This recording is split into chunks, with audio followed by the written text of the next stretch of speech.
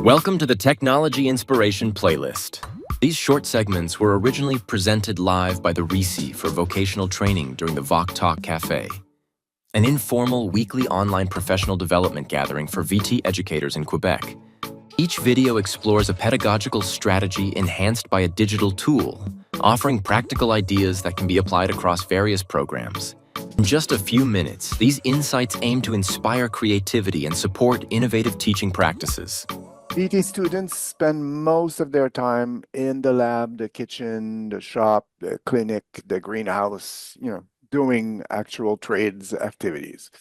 And sometimes we want to connect those students with digital content, with interactive activities, with supplementary resources, with lesson map of the day, etc.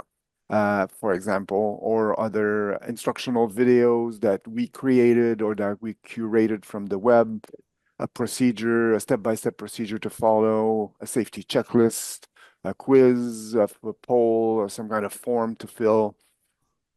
And we can, of course, do that in a learning management system, in an email or a chat message.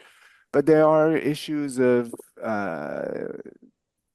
the apps being on the student devices, the number of steps actually needed to connect, password and logins, memorization problems, or even limited digital competency for the students, especially at the beginning of the program, where they're getting familiar with the learning environment and how technology is used in their center. So using QR codes might be a good solution, a good media to do that. You need to create them, print them, and post them. It stands for quick response codes, and then students can use their own devices, or you can provide them with iPads to access the resource. Here's an example from my cooking school days.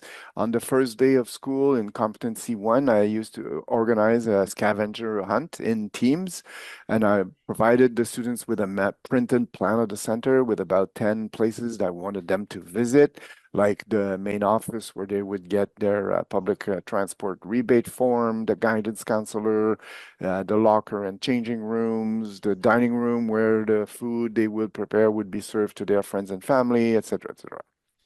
And then each QR code was linked to a form that I asked them that asked them to enter their team's name and presented them with a task that required them to collect information. For example, enter the store and ask for the price of a liter of carrot soup. The objectives were more acclimatation, at a social, emotional level, getting to know each other, and of course, figuring out their way around the center. But as I said before, that's just an example. Many other content can be provided through those QR codes. How do we make them? There are options. If we're talking about a document that is a resource that is accessible on the web, browsers like Chrome, Edge, or Brave have a built-in feature where you basically just right-click on an empty area of the page, click Create QR code, and then you copy or save the image that appears. Microsoft Forms has a built-in QR code generator. You go to collect responses, make sure you allow everyone to answer, go to the QR code tab, and then again, you copy or download the image. And there are a few fun QR code online creators. What you're seeing on screen is the interface of QR code Monkey.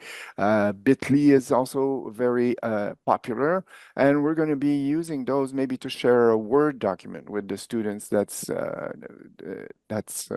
we want them to collaborate on, or we can create individual copies as well. If those interfaces will allow you to create accounts and reuse, reassign, or even track the use of your QR codes. But of course, then you get most of the time into the paid subscription zones. A few tips and thoughts. Test the QR codes before distributing them. Make sure they work on different devices and that the destination is not password protected, for example. Make sure that all the linked resources are mobile friendly and can easily be viewed on a mobile device.